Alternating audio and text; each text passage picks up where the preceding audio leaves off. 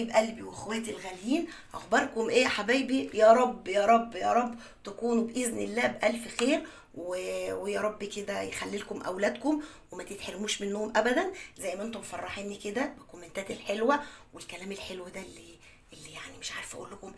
يعني ربنا يخليكم ليا. يلا بقى نسمي بسم الله ونقول مع بعض احنا النهارده هنعمل ايه. احنا النهارده باذن الله يعني انا قلت لاولادي يعني نغير الاكل شويه عامه، يعني الخضار وكده، فقلنا نغير النهارده ونعمل بيتزا بحشوه مختلفه، وباذن الله هتعجب حضرتك، بحشوات يعني مختلفه، وباذن الله هتعجب حضرتك. هنسمي بسم الله واقول للحبايب قلبي المكونات اللي عندي ايه. انا جبت هنا كيلو دقيق، وانا جايبه دقيق عادي جدا من العطار، اتفقنا كده؟ يعني لا هو دقيق فاخر ولا هو لجميع الاستخدامات. عايزينه يطلع احلى دقيق باذن الله ويدينا عجينه باذن الله ناجحه مليون في الميه. بس هنتعب شويه، هننخله مره او مرتين او ثلاثه، كل ما هننخله اكتر كل ما هناخد عجينه احلى مليون مره. وكمان ينفع قوي لو عملنا معجنات، برضو اهم حاجه بدل نخلتي خدتي دي باذن الله ما شاء الله زي الفل. اتفقنا كده؟ طب انا عندي هنا بقى للكيلو الا ربع هاخد كوبايه لبن، مفيش لبن هاخد ميه وهحط 3 معالق مثلا اللي هو كيس اللبن النيدو، مفيش لبن نيدو هنحط ميه، الدنيا بتمشي. خلاص كده عندي ادي كوبايه اللبن، كوبايه الصغننه دي نص كوبايه اللبن. اتفقنا كده؟ دي ميه، بس لازم تكون الميه واللبن يعني ايه مش سخنين، دافيين، حاجه بسيطه قوي كده، اللي هي يعني حاجه بسيطه جدا. اتفقنا كده عشان الخميره بتاعتنا تتفاعل. عندي هنا كيس خميره فوريه، هو كيس واحد حلو قوي. عندي دي معلقه ملح اللي هي المعلقه بتاعت الشاي. عندي هنا كمان معلقتين سكر بمعلقه الاكل، يعني السكر يبقى اكتر من الملح. وعندي هنا بيضتين، وعندي اهم حاجه هاخد معلقه خل، والخل ده بيفرق معانا في العجينه. اولا بيساعد ان العجينه تطلع معانا ناجحه، كمان بيخلي لون العجينه فاتحه. هنسمي بسم الله قبل ما ندخل الدقيق. يلا مع بعض الاول نبدا نحط اللبن ونحط عليه الخميره، ويلا نسمي بسم الله ونبدا مع بعضينا. بصوا حبايب قلب ام محمود، اول ما هبدا هاخد كده كوبايه اللبن، احط عليها نص كوبايه الميه. يعني بصوا هسيب شويه صغننين كده عشان اشوف بس يعني ايه هتاخد مني دي قد ايه، محتاجاهم ولا لا. خلاص كده، وهحط هنا يعني ايه قولوا تلت كوبايه زيت. اتفقنا كده؟ هحط بقى معاهم معلقتين السكر الكبار. خلاص كده هقلبها بس الاول تقليبه كده، يعني ادوب السكر. حبايبي احط هنا كده يعني اهو معلقه خل. اتفقنا كده اهي. خلاص اهي انا كده حطيت هنا خلاص معلقه الخل، هقلب بس تقليبه بسيطه وابدا بقى احط كيس الايه الخميره اهو. ادي كيس الخميره بسم الله، حلو قوي كده. هقلبها بس تقليبه بسيطه كده، يعني كده بس ادوب بس الخميره كده اهي كده، دابت معانا مع اللبن والسكر بس، حلو قوي كده. هغطيها بقى دقيقه عقبال ما ندخل الدقيق مع بعض كده. نبدا بقى ندخل الدقيق، يعني زي ما قلت لكم كده انا هحط بتاع كيلو الا ربع. اتفقنا كده؟ بسم الله، شويه شويه كده اهو، حلو قوي كده بس. وابدا بقى ادخل الدقيق كده اهو، حلو قوي كده. انتوا كمان هتلاحظوا ان دي هيختلف. سمي بسم الله واكمل بقى كده. تطلع يعني عايزين نغير للولاد كده، ما يبقاش الروتين الاساسي اللي علينا ده، نعمل خضار ونعمل رز. هما زهقوا بيني وبينكم واحنا كمان زهقنا. كمل بس ده كده. انا حطيت كده نص كيلو، مش هنخله بقى مره واحده بس، لا ده انا هنخله كده مره وارجع هنخله مره تاني، ولو عايزه كمان انا عن نفسي هنخله بتاع 3 مرات. هيديني ما شاء الله في الاخر عجينه حلوه قوي هتعجب حضراتكم. انا بس هكمل المقدار اللي انا بقول لكم عليه، وبعد كده بقى ايه اكمل انخله انا مرتين وارجع لكم بقى يا غاليين نطبق الدنيا كده الاكله الحلوه بتاعتنا دي، ونعمل احلى بيتزا باذن الله اهو. يعني التغيير مطلوب. العجينه بقى دي هتطلع معانا حلوه قوي، وممكن بعد كده نعمل معجنات، بس ايه يعني هنزود شويه حاجات كده هتطلع لنا كمان شويه معجنات حلوه قوي. بصوا يا حبايب قلبي محمود اهو. انا بس عايزه اوريكم انا هفضي يعني هبقي قد ايه من كيلو الا ربع. عايزين نعمل الكيلو مفيش مشكله، بس انا شايفه يعني ايه حلو قوي كده. اتفقنا كده اهو. بصوا يا غاليين ادي بتاع الربع كيلو نخلته بقى كده. هرجع بقى تاني في حاجه تانيه وارجع برضو انخله تاني اهو. يعني هرجع كده برضو وابدا بقى اخد اهو شويه كده وانخل تاني. اتفقنا كل ما بندخل اكتر كل ما بناخد عجينه احلى مليون مره اهي. هكمل انا بقى النخل بتاعه ونرجع مع بعض نشوف هنعمل مع بعض. بصوا حبايبي انا كده نخلته 3 مرات. نسمي بقى بسم الله كده، واحنا يا دوبك بس هي الخميره عقبال بس ما ايه يعني ندخل الدقيق. اتفقنا كده. بصوا ما شاء الله الخميره اهي. بصوا بسم الله ما شاء الله ابتدت تتفاعل ازاي. هبدا بقى كده هسمي بسم الله واحده واحده كده، وهبدا بقى ايه احط ادي البيضتين اهي، واحط هنا بقى على الدقيق معلقه الملح. انا حطيت هنا البيضتين هقلبها بس تقليبه واحده كده، وهبدا بقى اسمي بسم الله وانزل الدقيق شويه شويه كده اهو واقلب كده. انا مش مستعمله ايدي خالص. بسم الله الرحمن الرحيم واقلبها كده اهي، ونبدا بقى ننزل بقيه الدقيق بتاعنا. هقلبها بس كده ونعرف بقى احنا هنعوز ميه شويه الميه اللي فاضلين دولت ولا لا. اتفقنا كده اهي. كده احنا دخلنا لفيناها لفه كده وكده. بقى يا غاليين لازم ندخل ايدينا. هنسمي بسم الله واخد بقى العجينه كده اهي، وايدي بقى كده بسم الله الرحمن الرحيم. هبدا بقى ادخل ايه الدقيق كله جوه السوائل اللي انا حطيتها اهي.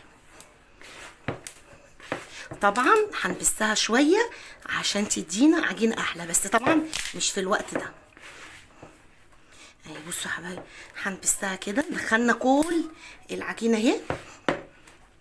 بصوا بقى كده شايفين العجينه بتاعتنا هي كده محتاجه شويه الميه اللي فاضلين اهم اللي هم دول اهم كده. ونبدا بقى ايه نعجنها كده مع بعض كويس. الف بس الدقيق فيها وارجع لكم تاني يا حبايبي، مع ان انا عايزه امشي معاكم خطوه خطوه. انا طبعا في مصداقيه فانا مش هحط اي حاجه غير لما اقول لكم. قلب ام محمود بصوا غاليين هي حلوه. شايفين العجينه عامله ازاي؟ هي ملزقه مني ازاي. طب انا عايزه المها هعمل ايه بقى؟ هنزل كل العجينه اللي في ايدي واغسل ايدي الاول وارجع لكم تاني. بصوا حبايب قلبي انا كده غسلت ايدي. هنبدا بقى نسمي بسم الله كده واحط العجينه وانزل اي حاجه في العجينه في الطبق بتاعنا عشان الحاجه بتكلف. اتفقنا كده. عشان اقدر الم العجينه بتاعتي واديها كده يعني ادعكها كويس هبل ايدي كده في ميه اهو. وبصوا بقى كده تتفرد مني العجينه على طول.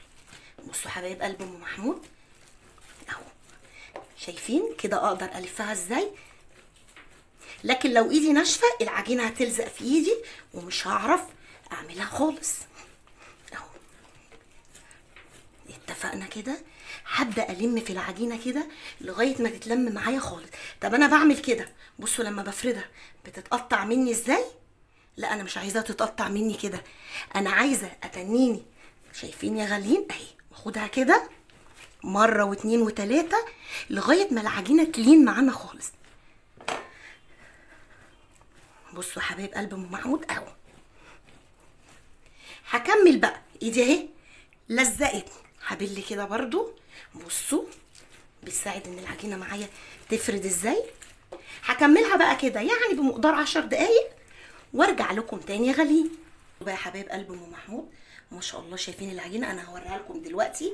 هحط بس نقطه نقطه. بصوا قد ايه حاجه لا تذكر اهي. بس هنا في الارضيه بس كده اهي امسح بيها بس كده الارضيه اهي. الطبق بتاعنا همسح بيها الطبق كده وهسمي بسم الله بقى. انا بس عايزه اوريكم الجمال بتاع العجينه. شايفين بقى؟ شايفين يا حبايب قلبي؟ بصوا بصوا شايفين الملمس بتاع العجينه؟ حاجه كده خرافه. هسمي بقى بسم الله كده اهي، وابدا بقى كده. عملتها كده وهحطها هنا اهو في الطبق، وبايدي بس كده حاجه بسيطه برضو من الزيت، اعمل بس كده على وشها. بصوا بقى يا حبايبي، هبدا بقى كده اغطيها كده بستريتش اهي، ومش هغطيها بس، لا ده انا هغطيها وبعد كده احط عليها اي حته قماشه. اتفقنا كده؟ اقطعها بس كده اهي. انت عايزه بقى ادخل لها هوا خالص اهي، حلوه قوي كده اهو.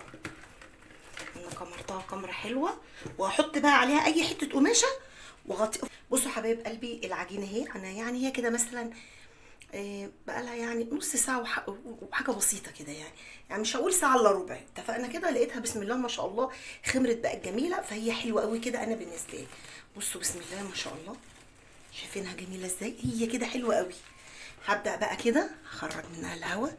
بسم الله الرحمن الرحيم اهي، وهبدا بقى على طول انا هعملها في صاج كبير. بصوا حبايب قلب ام محمود ما شاء الله، شايفين العجينه جميله ازاي؟ هبدا بقى كده اهي. انا طبعا عايزه كميه كبيره عشان انا هعمل صاج، فايه هي حلوه قوي كده اهي. هاخدها بقى كده برضو، هسيبها يعني بتاع 5 دقايق بالكتير. احطها كده في الصاج، انا هحطها في صينيه عشان انا هفردها في صاج، وهعمل بس صينيه ايه تانية اهو. حلوه قوي. حابين نعمل منها يعني لو عايزين نعمل بيتزا مثلا في صواني صغيره، ما شاء الله تاخد مننا 4 صواني كده مقاس يعني 28. بصوا بقى يا حبايب قلب ام محمود، انا كده هنا عملتها جزئين، لان انا دي هعملها في صاج اكبر من الصينيه دي، ودي حلوه قوي كده على قد الصينيه.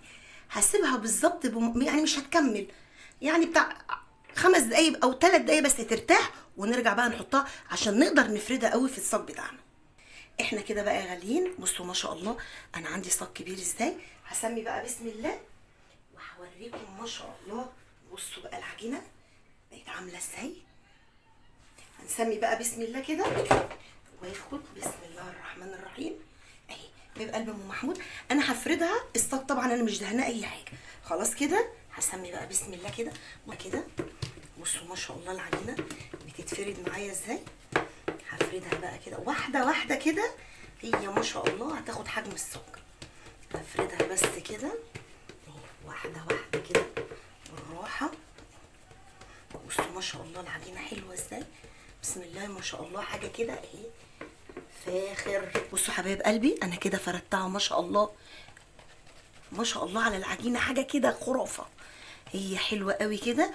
وهبدا بقى هنا كده من عند الحروف. بصوا يا غاليين، هعمل بس كده يعني حاجه كده اهو، حاجز بس كده.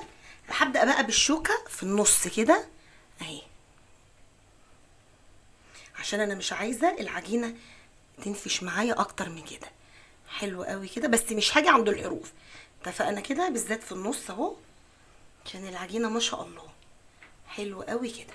هنبدا بقى اول حاجه هنبدا نسمي بسم الله، وهقول بقى الحشو اللي عندي ايه. انا عندي هنا ميكس جبن، وعندي هنا موتزاريلا، ودي هنا كاتشب، بس انا يعني جايبه الكاتشب الحار حلو جدا على فكره، ويعني وموفر وسعره حلو قوي. كمان عندي هنا فلفل اخضر، وعندي فلفل الوان بمعنى اصح واصفر، وعندي كمان فلفل احمر، وزيتون بقى عندي الزيتون اسود ده مخلي، وكمان زيتون اخضر. هنسمي بسم الله بقى كده ونقول اول حاجه هنبدا نعملها ايه. هاخد بقى انا كده عندي الاول الكاتشب اهو. صدقوني انا اتخنقت من التليفون بتاعي عشان كل شويه يفصل، مش عارفه بقى اتسجلت ولا لا، بس انا هقولها تاني عشان ما ارجعش الفيديو. يعني انا كده دوست خرمت من هنا قبل ما احط الكاتشب، ودوست على الحروف دي زي ما قلت لكم، عملتها كده يعني عملت زي ما بنعمل كده الكنافه، بعمل بس كده ايه زي جدار كده للبيتزا. اتفقنا كده؟ وانا هنا حطيت الكاتشب، بس مش عارفه الفيديو اتصور ولا لا. نوع الكاتشب ده حلو جدا اهي. حطيت شويه كاتشب تاني وابتديت، وانا قلت لكم مش عارفه برضو اتصورت ولا لا، انا خرمت النص بس كده. بصوا كده بالشوكه كده كده كده كده بالشوكه، بس ما جيتش على الحروف دي. وانا بعتذر لكم والله انا ما اعرفش التليفون ازاي فصل. يلا خير الحمد لله. بصوا حبايب قلبي كده انا ظبطت كاتشب اهو. لا وقاعده عماله بحكي معاكم وبتكلم، وفي الاخر لقيت ابني بيقول لي يا ماما التليفون فصل. يعني انا زعلانه، سمع علينا يعني.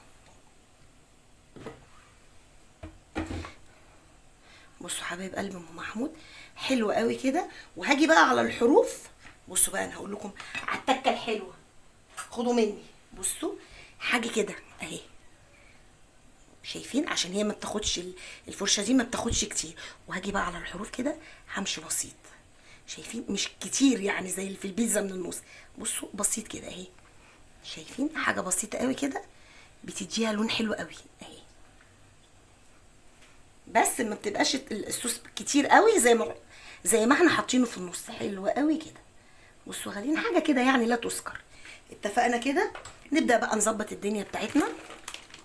انا عندي هنا ميكس جبن، هبدا بقى كده اهي احط كده.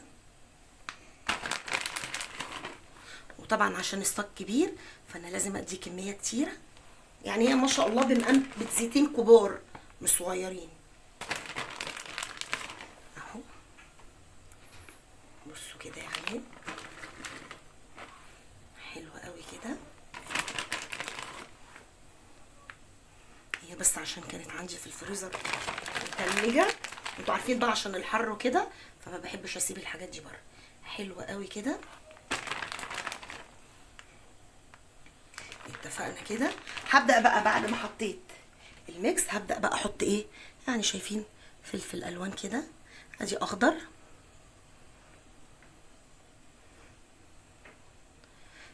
بس مش عايزين حاجه على الحروف. كمان عندي فلفل اصفر، بيتزاية محترمه. كان نفسي اتكلم معاكم من الاول بس انا مش عارفه هو صور ايه. يا رب يكون بس جاب التصوير واحنا ايه بنفرد العجينه. مش هقدر طبعا ارجع الفيديو. حلو قوي كده. وهبدا بقى هنا كده احط بقى زيتون، هقول لكم هو اخضر برضو. واجي بقى اقول لكم الحشوه بتاعتنا عباره عن ايه. بصوا حبايب قلبي بقى، انا هنا ده جمبري انا كنت جايبه خليته واديته بس بحته زبده كده، بس حته زبده على البوتاجاز ببشره جوز الطيب بسيطه. ما حطيتش كمون عشان انا مش عايزه لونه يغمق، حاجه بسيطه قوي قوي من الملح. بصوا انا قلبته تقلبتين عشان انا ما بحبش اهريه، وبعد كده عصرت عليه ليمونه وطفيت عليه، مش اكتر من كده. هنبدا بقى نحط الجمبري بتاعنا كده. واتفقنا مش لازم الحشوه تبقى اوفر قوي يعني عشان نقول ان احنا عاملين، بس في الاخر عاملينها لهم بايه؟ بالجمبري، حاجه فخر من الاخر يعني اهو. ما شاء الله حلوه قوي اهو. ونبدا بقى نحط كده برده في النص. نسيت اقول لكم ان انا كنت حاطه في قلبيها حته تومه، يعني قطعتها بايدي كده وحطيت عليها توم باودر وبصل باودر. ده اللي نسيت اقوله، لان طبعا التوم الباودر والبصل الباودر فاتح فمش هيغمق لي لون الجمبري. اتفقنا كده. انا حطيت بقى الميكس اللي انا حطيته ده. هبدا بقى تاني احط برده رشه بسيطه برده كده يعني من الفلفل، حاجه بسيطه قوي كده اهو. وبرده كتر تاني زيتون. ما احنا بقى ايه نظبط بقى الشكل، شايفين؟ يعني ممكن نحط كده اهي بين كل جمبرية واحدة زيتونة كده اهي. حلوة قوي كده. يعني زي ما اتفقنا العين بتاكل قبل البق، فاحنا عايزين حاجة كده تدي شكل محترم. والله بتزاية محترمة. حبايبي بقى يقولوا لي هم بيحبوا الحشوات بتاعتهم بايه. انا كده خلاص حطيت انا هنا كده ميكس جبن. اتفقنا كده. نبدا بقى نحط. انا بحب الاطباق نوع يعني موتزاريلا حلوه قوي. نبدا بقى نسمي واديها بقى يا ست الكل شويه الموتزاريلا الحلوين دولت اهو. حلوه قوي كده. هتدينا مطه بقى محترمه. مش عايزين نيجي زي ما اتفقنا على الحروف، يعني انا مش عايزه الحروف يبقى فيها بس. حلوه قوي كده. ندخلها بقى الفرن. انا ولعت الفرن طبعا وانا بعملها. نحطها بقى في الفرن، واول ما تخرج من الفرن هوريها لحضراتكم. وهي على فكره ما بتغيبش كتير في الفرن، يعني بكتيرها 10 دقايق 10 دقايق، ده هي بكتيرها 7 دقايق هتبقى تمام قوي. اول ما نلاقيها تبدا من الجناب تحمر بسيط نفصل تحت ونولع الشوايه، مش هنكمل اكتر من دقيقه. اول ما تطلع جري هوريها لحبايبي. ابدا بقى كده اعمل البيتزايه التانيه. بصوا ما شاء الله العجينه حاجه كده روعه اهي. بصوا بقى فردت مني ازاي، عايزه اوريها لكم. بصوا جميله ازاي ما شاء الله. برضو حاجه كده شايفين اهو من عند الحروف هعمل حاجه بسيطه كده اهي، وابدا اعمل كده عشان ما تنفش مني. ونبدا بقى نحشي الحشوه بتاعتنا. برضو احط الكاتشب اتفقنا، نرش بقى هنا كده اهي، نديها كاتشب كده. انا ما حطيتش فلفل حراق عشان انا عندي الكاتشب حراق، فما حطيتش بقى احط فلفل حراق اتفقنا، يعني حطيت فلفل رومي افضل اهو. بصوا حبايب قلب ام محمود، اكمل برضو اهو كده حلو قوي كده. وزي ما قلت لكم هاخد بالفرشه كده بالراحه وادهن الحروف دي، حاجه بسيطه قوي يعني مش عايزه اغمقها قوي عشان مش عايزاها تتحرق اهو. ننزل اللي هنا ده كده وننزل شويه من الصلصه اهي، ناخد دي كده برضو عشان ايه ما تبقاش كتير، وعلى الحروف حاجه بسيطه قوي كده. بصوا حبايبي يعني مش زي ما انا دهنه البيتزا من النص. هزود هنا بقى كده شويه كاتشب عشان انا ولادي بيحبوه وانا كمان بحبه برضو اهو. احط بقى برضو ميكس جبن كده شيدر وكده على موتزاريلا اهو.